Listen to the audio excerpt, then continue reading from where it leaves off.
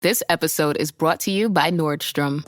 Summer's almost out and fall's calling. Luckily, Nordstrom has everything you need for the season ahead, all under $100. Discover new arrivals from your favorite brands like Mango, Princess Polly, Wave, Free People, BDG, and more. Whether you're planning a last-minute getaway, heading back to class, or refreshing your office looks, you'll find the latest trends and beauty must-haves without breaking your budget. It's easy, too, with free shipping, free returns, and in-store order pickup. Shop today, in stores, and at Nordstrom.com.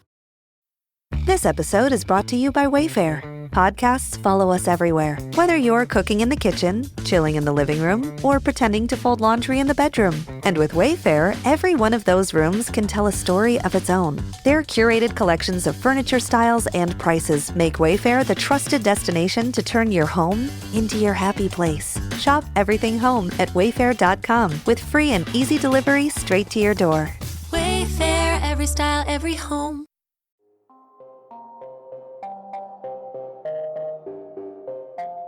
Hi, and welcome to NXIVM on Trial, the weekly podcast of the Albany Times-Union. I'm managing editor Casey Seiler, and I'm happy to be joined by Brendan Lyons, our investigative chief and Capitol Bureau chief as well, and back from the wilds of Brooklyn, where he has been in a federal courthouse for most of the week, Rob Gavin. So this is our fourth episode. We are 3 weeks into this trial, which, just based on my own sense, does not even feel like it's halfway over. This was a trial that was initially estimated to go 4 to 6 weeks.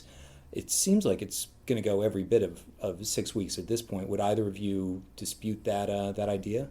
No, I think it could go longer.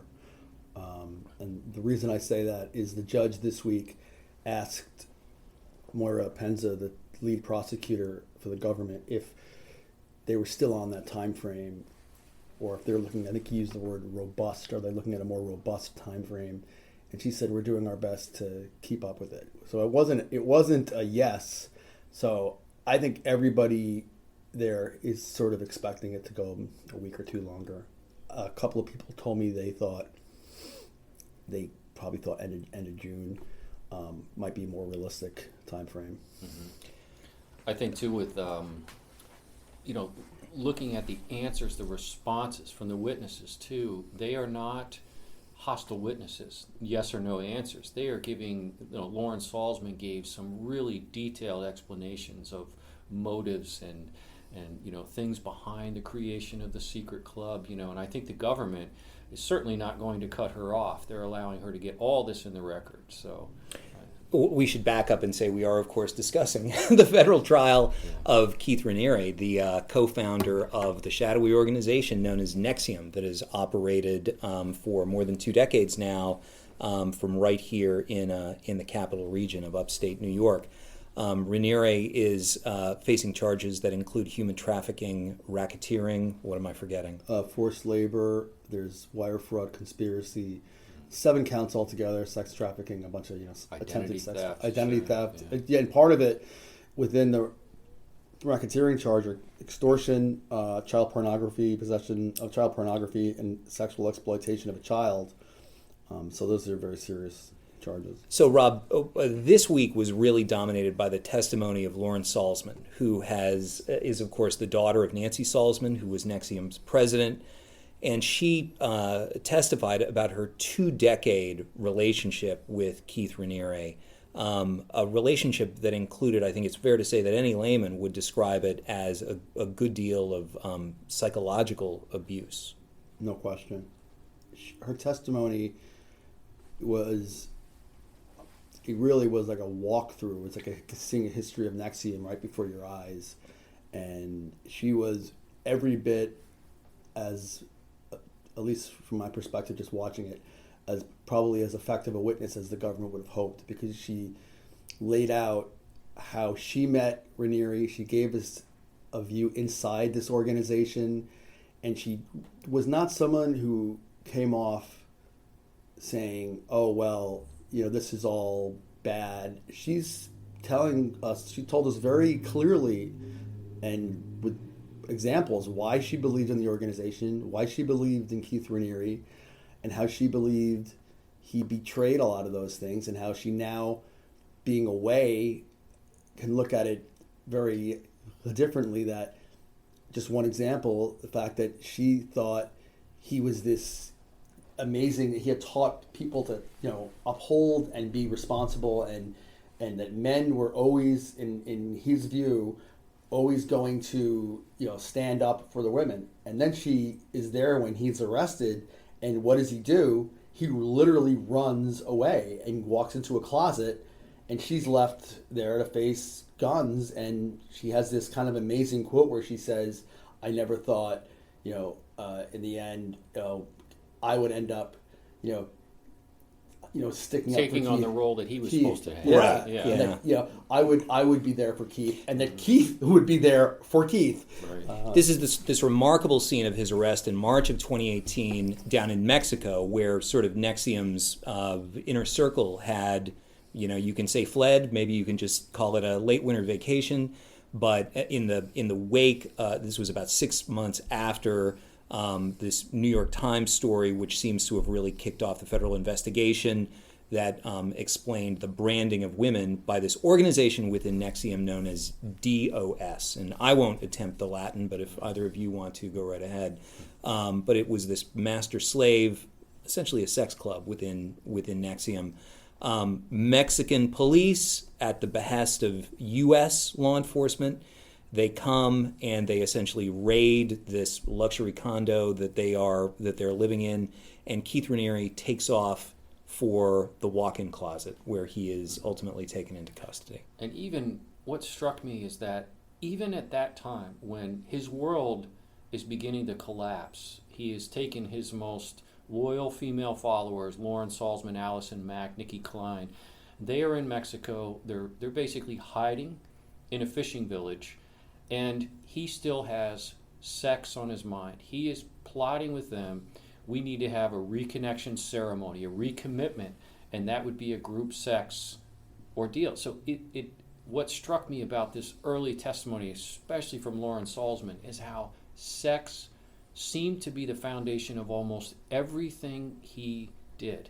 His JNS, the women's organization within NXIVM, she describes how it was really a way for him to get his philosophical belief implanted in them that men are made to have multiple sexual partners and women are made to service that. And she had questions about it and difficulties with it, but he would always put it back on them. You're struggling with this because you are a failure. You don't see the truth, and they have to go and do these EMs, they call them, these interventions to fix this breach if they question his philosophy.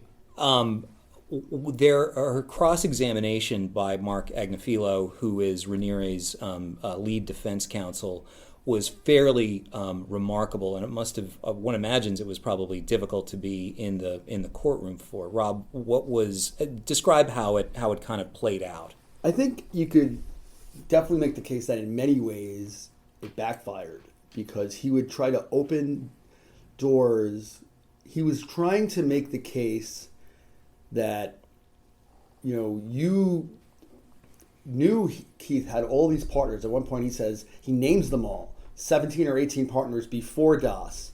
And he's like, so you knew that going in. So and you didn't think this was going to be what you were doing was illegal. And he sort of starts to push a narrative that, that she's a scorned ex-lover, that she's someone who's angry, has an agenda, and that he's like, you're not happy. He's like, do you still love Keith? And the judge gives him a little bit of latitude, but he keeps pushing it. And then eventually he starts asking her about the crimes that she's admitted to. And he's like, did somebody tell you to say that?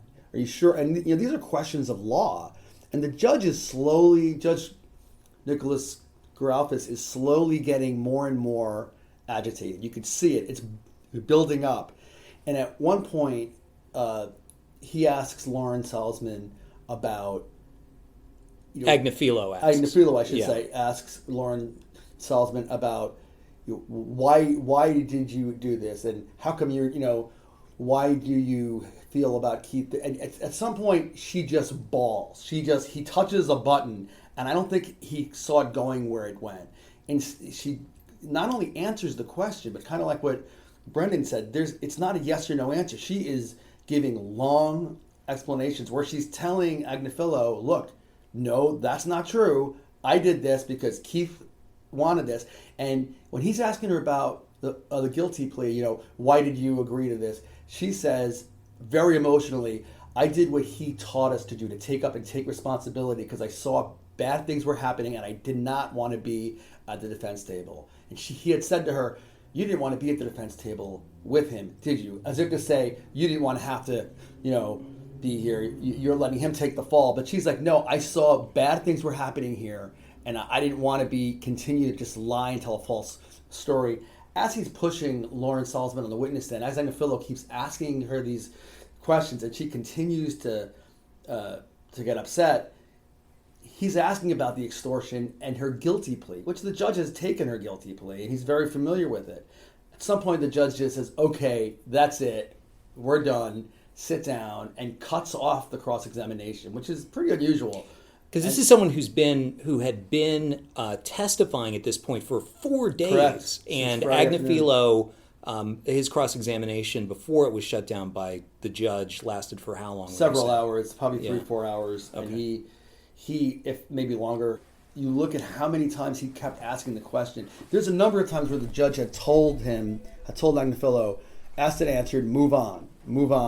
And he just kept on pushing it. And I think that's why he eventually cut it off. But he says, sit down. And this is in front of the jury. And it's sort of a no-no to be highly critical of one side or the other in front of the jury. But what was really interesting was when the jury left the room, he asks the judge, hey, why did you cut off my cross-examination?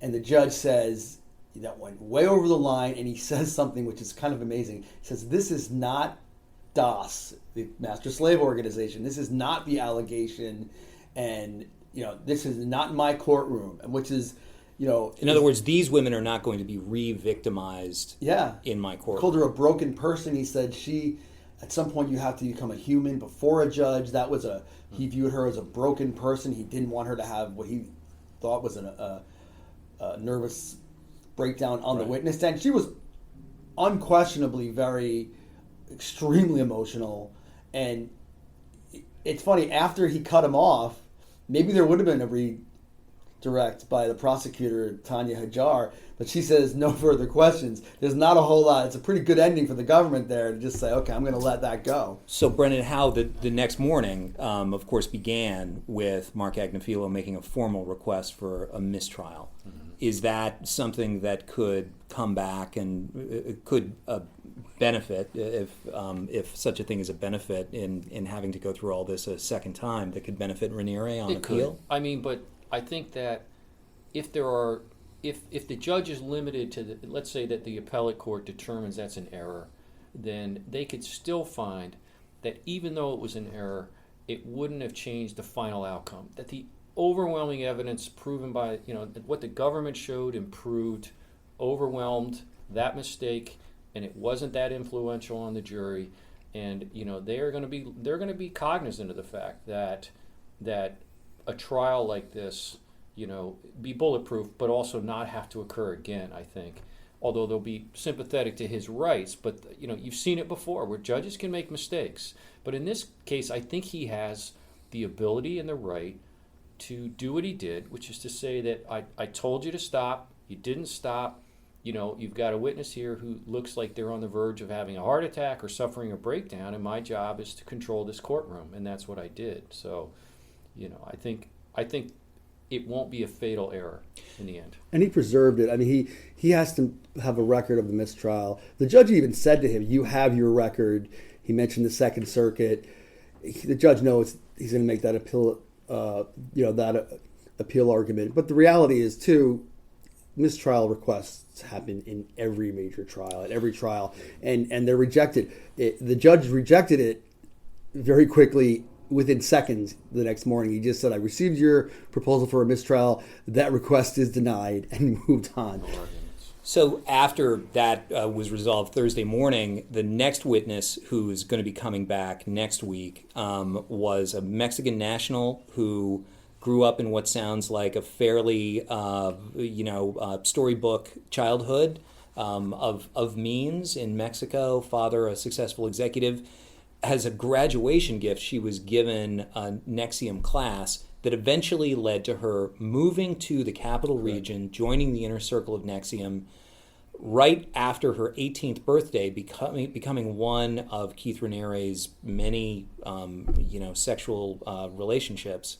But Raniere, as she described, also became the lover of, allegedly, of her underage sister, who was, we believe, was around 15, 16 years old at the time. 15 years old. Yeah. And also her older sister as well.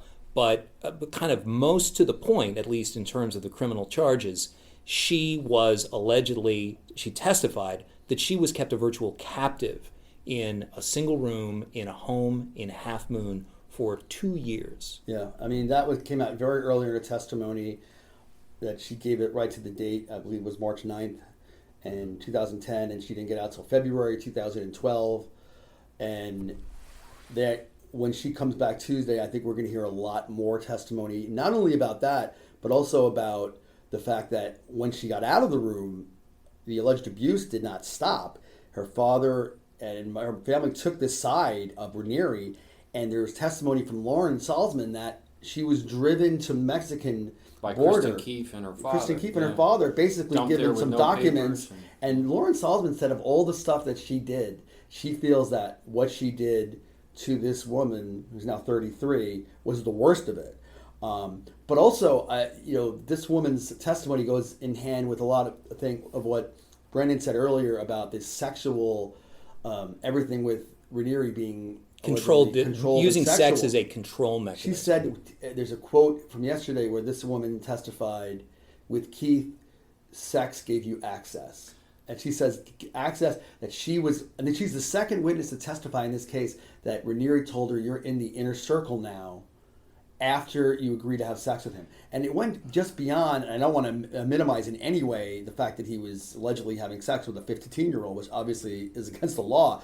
But he also she tells this horrifying story of when her and her father are later picked up, their visas run out, and she has to go back to Mexico. Raniere comes up with this idea of, hey, why don't you take a plane to Canada? We'll send Kristen Keefe up there to pick you up. And we should pause to say, for those who do not know the dramatis personae here, Kristen Keefe was a longtime associate of Raniere, part of the NXIVM inner circle, one of Raniere's many, many really lovers. The fixer. She was the legal liaison / fixer. Kind of the Lady Macbeth, really, for Keith Raniere, who ran from the organization a couple, I believe, about 5 years ago? Yeah, 4 years ago. And with a child who many have said is Keith's child as well. Correct. And she has led a rather refugee existence, I think it's fair to say, since then. And with the exception of a couple of kind of tentative, outreaches to various members of the media, including here at the TU,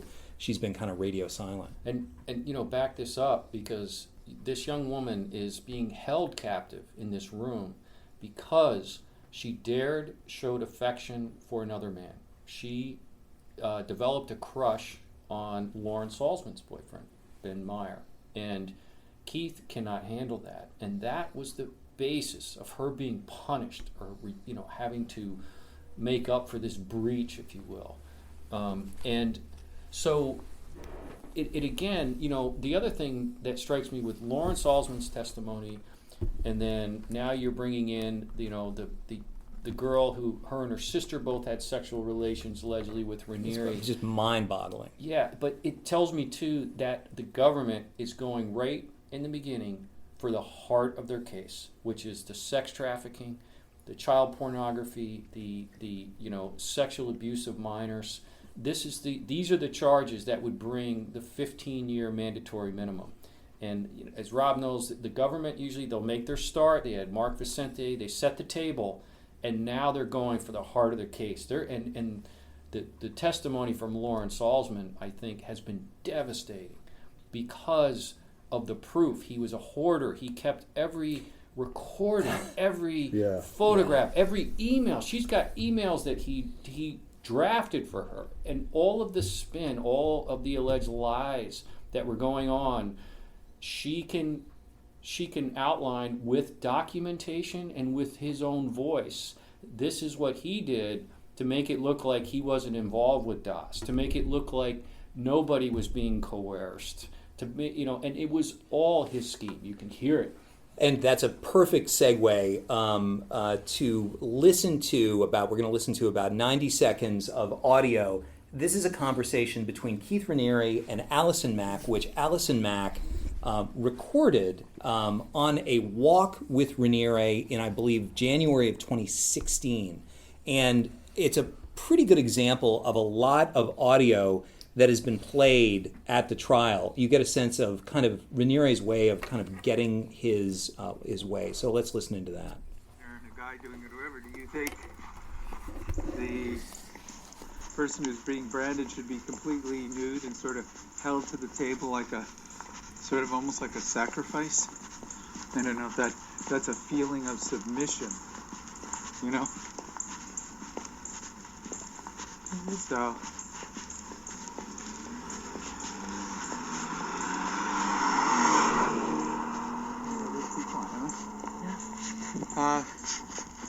could also, of course, videoing it from different angles or whatever gives collateral.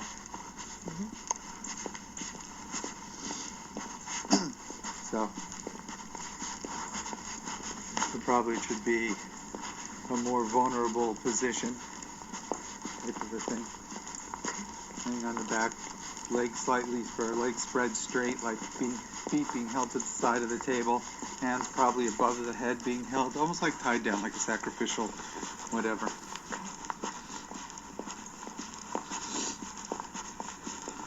And the person should ask to be branded. Okay. Should say, please brand me, it would be an honor, or something like that. An honor I want to wear for the rest of my life. I don't know. Okay.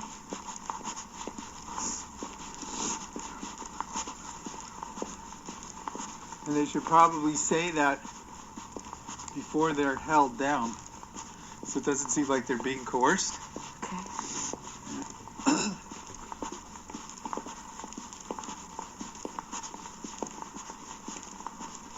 I don't know. Those are just thoughts. Okay. Those are just a couple of thoughts, just a couple of ideas that he was floating. It's unbelievable, and that kind of the manner that we heard in a number of the videos of just kind of, hey, I'm just throwing out some suggestions here, but you guys do whatever you want to do. Allison Mack even doesn't. I mean, there's points where she's, chatty with him. You hear her in other recordings. In this one, she just seems almost morose and very okay. If this is what you want, this is what we'll do. But that's devastating because he makes the statement. This way it won't look like coercion, which you could draw from that. We know it's coercion. Let's try to work around that a little bit here. Right. Consciousness of guilt is right there. And you also have the evidence. The jury has seen his email, which we got during Lauren's testimony, where he is laying out, hey, what do you think of this statement, which I believe he did put out, totally separating himself from NXIVM, from DOS. Yeah. And here he is just completely telling it's like a how-to manual of how DOS induction ceremonies should go about, how the brand should be. And that segment is just one small part of a lot more conversations about this, where he is clearly running things. And he says at another point, I believe it's the same the same audio tape, this is not, you guys decide, but this is not a democracy. This is an order. This is like an order. And, this is like, you can have your thoughts and I'll entertain it, but I have the ultimate say. So in some ways you can make the case that he's betraying his own potential efforts on the tape to sort of minimize his role as the leader. But that comment also speaks for itself. The witnesses in the prosecution, they're painting this portrait of Raniere, as we've discussed, as a very cruel person to be in a relationship with, to the point of Lauren Salzman talking about the fact that she very badly wanted to have a child with Keith, and he kept essentially using that as a carrot to assure her control, her her fealty within the organization. Held it over her head for years, and he knew that's what she wanted. She wanted badly to have Keith's baby, and at some point, many of them did. They seemed to compete for it. They all wanted to have his baby, and he somehow convinced them that that would be the grandest he speaks award for anyone to have his child. And she at some point is talking about, I want to say around 2013. Lauren Salzman has had enough. She's ready to leave, and then he comes back, holds it over her head, and she decides to come back. And she ends up saying that she came back with no relationship with him or baby, and then she joins DAS. And about 10 days or so after she joins DAS, or after she gave her collateral, which as we know is damaging information, the worst thing you've done, put it on record, or naked photos of yourself. True or not. Whether it's true. In many cases, it's been not true. Yeah. And actually, in some cases, saying things about family members, like, oh, I just want my parents' money. I'm having an affair on my spouse. But 10 days after she gives her collateral, that's when Raniere tells Lauren Salzman, hey, by the way, I'm going to have a baby with this other woman. And she feels like she's had a bomb dropped on her. Not just because she's now feel like she's been duped, but also because she testified, I believe, that he didn't need to do that to her. She was already loyal to him. And instead, he didn't have the faith in her to be loyal, and he pulled her in like that. So in this weird blend of kind of soap opera and horror story that a lot of this evidence, if you just describe it, blankly, might sort of seem like it's like the worst kind of David Lynch movie you could possibly imagine. I mean, it really is. And he's controlling in a way which goes beyond stuff I think people even maybe knew about. I mean, this obsession to have the women rail thin, to not eat, to have... The woman yesterday testified that her older sister was bulimic. This is a woman who had an eating disorder, and yet he was filming her going into the fridge to make sure she was not eating pie. And he put a pie in there, knowing that she was hungry, and set up a secret camera so that if he catches her, he's going to say, hey, and that's exactly what he did. Catch her in a lie. And says, hey, why did you eat the pie? And she's like, I didn't eat the pie. And then Keith Raniere says, well, I'm going to ask you again, why did you eat the pie? So there's this manipulation, there's this I got you, there's this control, and all of it's happening in Halfmoon, whether it's the apartment he had, they're both within, a lot of this is within the Knox Woods development in Halfmoon, but there's a lot of women living there at the time. This woman yesterday describes this horrible sequence of events where when she gets back from Canada, eventually, he meets her and immediately asks her to have sex with him and her older sister. Yeah. And they're both horrified. And then she ends the story. She went up there. She took part in it to an extent. The sisters are both in tears. And then she ends and says, well, Keith eventually left with my older sister. And she says, that was Christmas. So that's what he did to her on Christmas, allegedly, in 2014, So 2004. Very quickly, because we're running out of time. Rob, you're in the courtroom every day. Brendan and I are reading the transcripts of this after we get them, and of course we're editing your outstanding live coverage. How's this playing with the jury? Is the jury looking shocked, freaked out, angry, bored? All of those? We know one alternate juror who was sick earlier in the case. About a week and a half ago. A week and a half ago, and they canceled court for the day. That juror was sick again 2 days ago and was dismissed from the alternate case. Juror 3. Alternate juror has been dismissed. I've been watching them. I know a couple of jurors, their eyes have... It's really hard to not be sort of taken for a loop. We're very familiar with this case, this stuff, yeah. And I still think most of the reporters and people in court have had their jaws drop a few times. So you can only imagine what it is for the jury. I think they have to be fascinated. This is not tax fraud. Right. I mean, that's they a are good way to sitting put it. there Yeah. like past the popcorn, I would think at times. Yeah, right. This Or is- get me a barf bag as well. And Yeah, slow, right. yeah. But I mean, it's the most unusual case you could ever be. It juror is on. something. It really is. There was it was supposedly just a minor witness last week before Lauren Salzman took the stand, and me and a couple other reporters were like, oh, I wonder who this is going to be. Maybe it'll just be something basic, and it was a bondage salesman from a place called Extreme Restraints in California who spoke of all this sadomasochistic type testimony, and they showed pictures of these things and something out of Pulp Fiction. Bondage gear. I don't know. Yeah. I don't know how the jury, like Brendan said, I don't know how, people have asked me, is this the weirdest case you've ever covered? I hope so. I don't know that I want to cover one Exactly. weirder than this. Yeah. I'm sure that company appreciates that plug, by the way, Rob. I think, too, that outside the jury, looking at what Keith's reaction must be, because here's a guy who has always controlled everything and controlled the women, especially around him. He is sitting across from two female prosecutors who are incinerating him right now, some people think, in terms of the case they're putting on. Because many of the legal pundits have been, well, I don't know how you're going to prove sex trafficking and coercion, and they seem to be methodically doing that.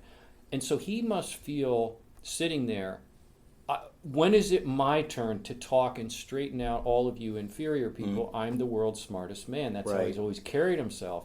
So the fact, I know Mark Lesko's there, and he's helping out on this case because of his immense experience with racketeering, but certainly Tanya Hajar and Moira Penza, are going for the jugular. It's clear that they have devoted the last 18 months or more of their lives to this case.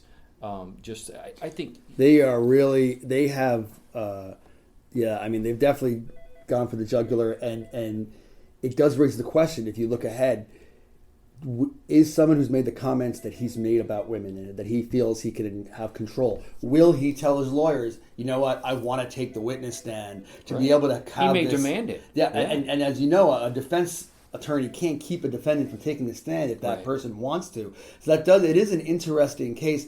There's a bit of irony. You have two women who are thin, essentially, and they're young women, and these are the type of people he's tried to manipulate and control, and now they're the people who are controlling the prosecution. So will that lead him to say, hey, I want to testify, I want people to hear? He might think, I can talk my way out of this. Okay, well, very, very quickly, do either of you see any sort of glimmer of daylight for Keith Raniere at this point in any of the cross-examinations or anything? We haven't even gotten to the defense presentation yet, but do you see, based on the questions that Agnifilo was asking, a kind of exit strategy or a possible strategy for success when the defense does kind of take control? He said in his opening statement that this was a tough case. For him. That this is a very tough case for him. If you take away all the other allegations, the fact that he's charged with having possession of an underage child, he has a sexual relations with a child, that in and of itself, we haven't seen, I don't know too many people that have ever beaten those charges. Plus, there's a lot of times, I think, to put it lightly, he's got serious challenges. He's got serious challenges here.